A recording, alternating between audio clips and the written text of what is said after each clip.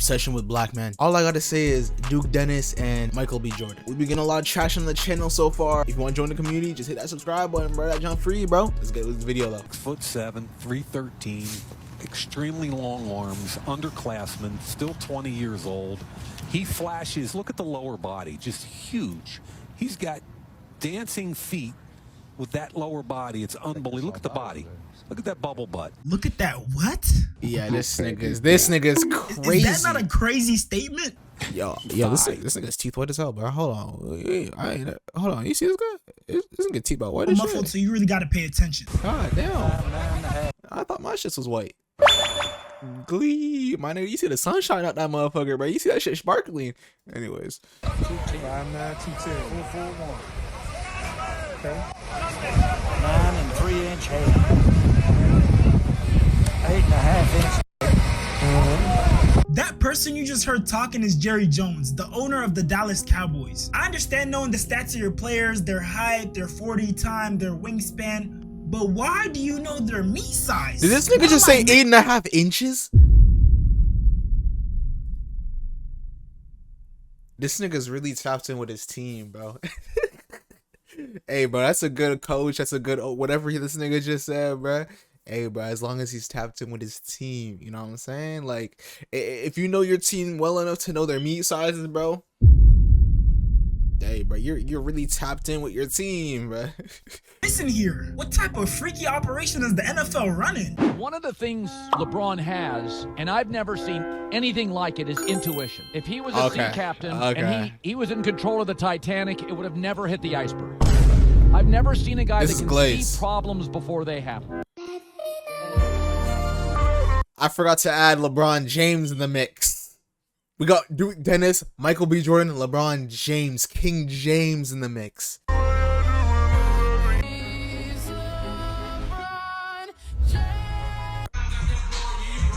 This is crazy.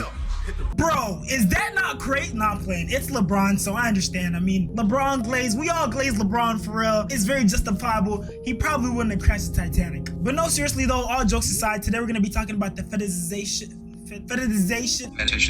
of black men. And honestly, this still sounds crazy to me, even though I'm the one saying it. But recently there's been this trend on social media where these guys are basically fantasizing about a big black man attacking them and them having to defend themselves and stand up against this big black man that's going after them. I know this sounds crazy, but just watch. When the 6'6" dreadhead starts squaring up because I was running my mouth a little too much.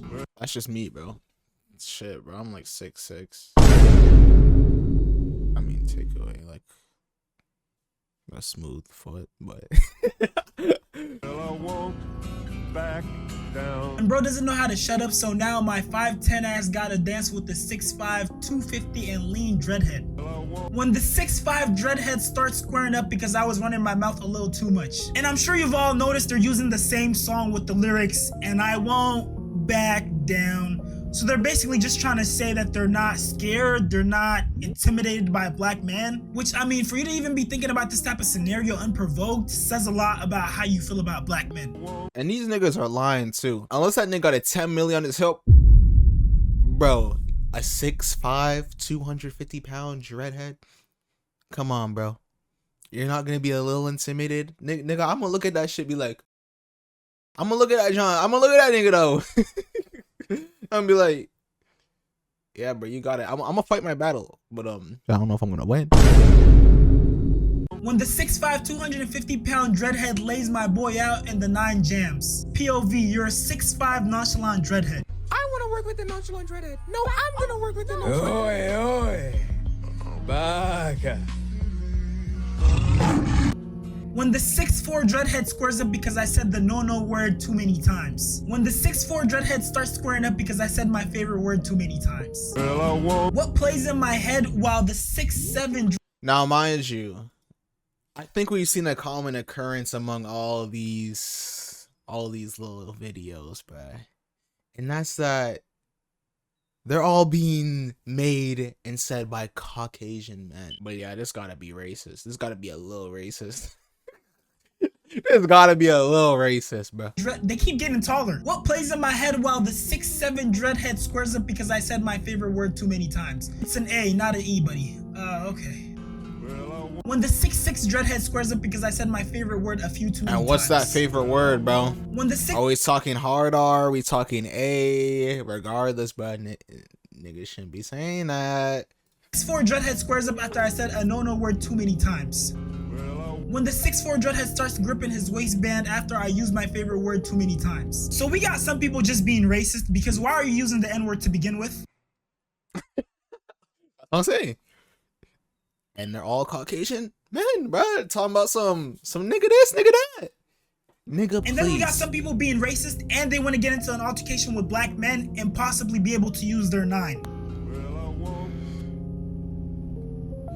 We're regressing, bro. When was the last time black men and white men got into the buckles and guns and violence were involved, bro? That's when y'all niggas had us as slaves. We're not going back to them times, bro. We do not need the altercations. We'll get our group of young niggas. You get your group of... We don't need to clash it out, bro. Let's just keep the peace. We don't need to make this a race war. We have enough wars going on already, bro. And then our final destination is them turning into the 6'5" nonchalant dreadhead. I want to work with the nonchalant dreadhead. No, I'm gonna work with the nonchalant. Oi. I want to work with the nonchalant dreadhead. No, I'm gonna work with the nonchalant. Oi. Baka.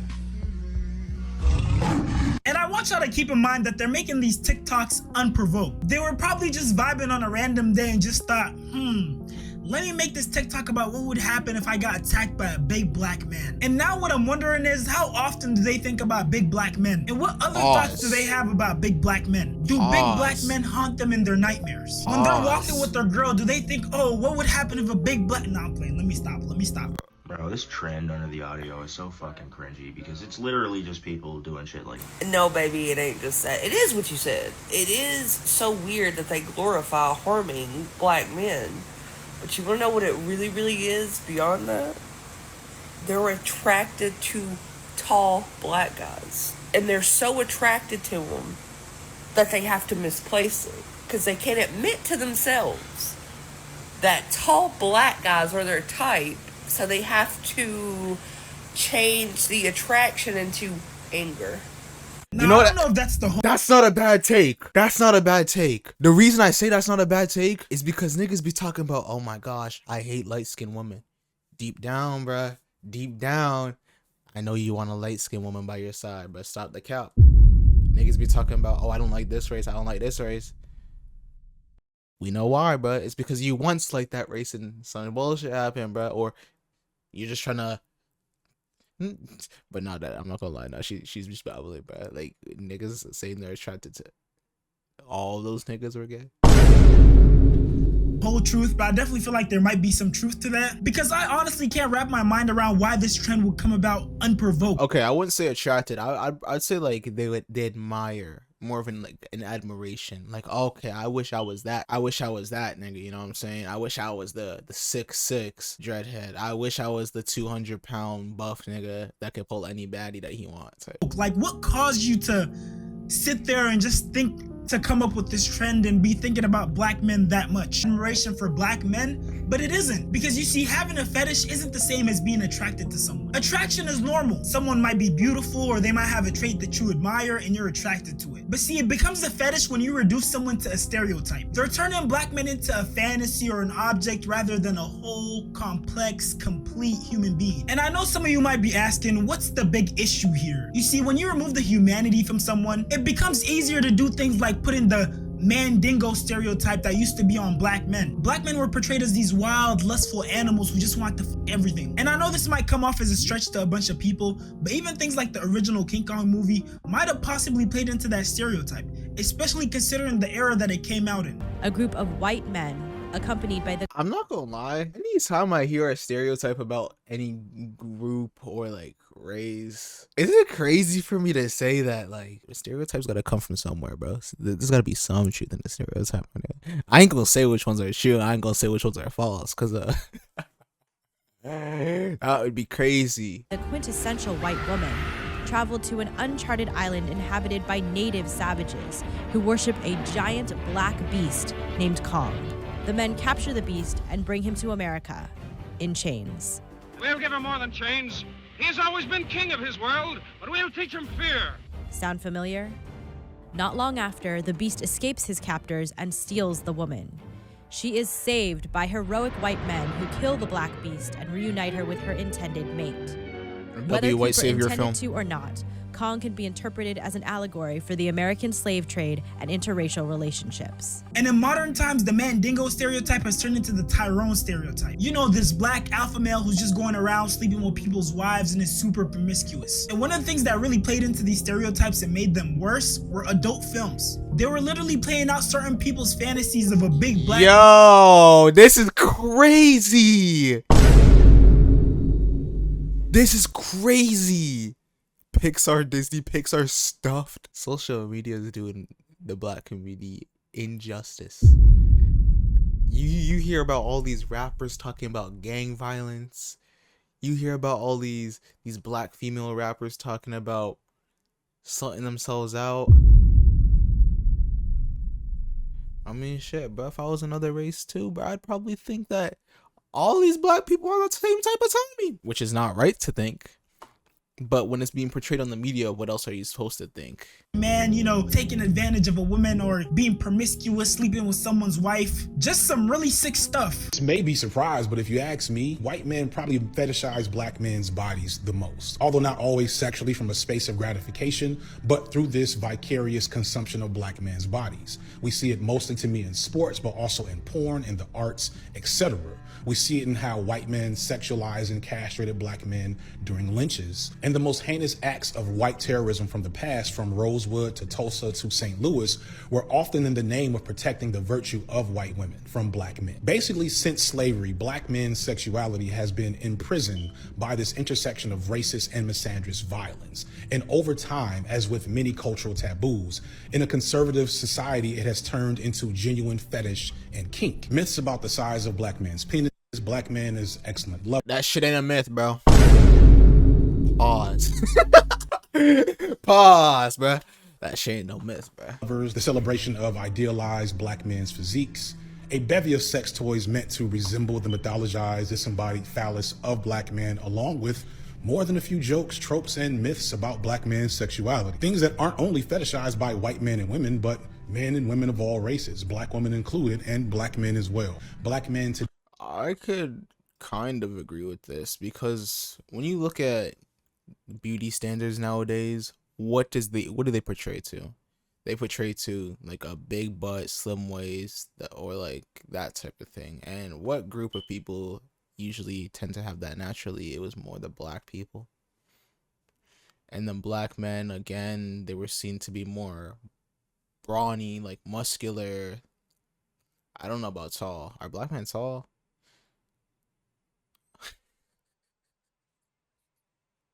What am I talking about? I'm like 6 foot. Today still participate in and or reject this image and what that means for us in terms of sex. To start, and this is something that will be repeated, of all the things stripped from us as men, this mythology is one thing that, while distorted, we still have some level of agency over, and in many ways it's a key component to some of us finding avenues for success and personal capital through our arts. And I know some people might be wondering, what's the issue here, bruh? It sounds like you're suffering from success. Well, the issue arises when everyone starts trying to fit you into a box. People start thinking that every single black man is supposed to be super tall, super muscular, and have a super huge, on God, you know what. And yes, those stereotypes aren't as harmful, but there's the other stereotypes of black men being super aggressive, violent, that also end up being paired with those stereotypes. And so when people believe one, they usually believe the other as well. And this doesn't just apply to black men, it also applies to black women. For example, for a very long time, a lot of people— Bro, when you hear the stereotypes surrounding black women, now mind you, I'm not gonna lie, I think I was like in high school,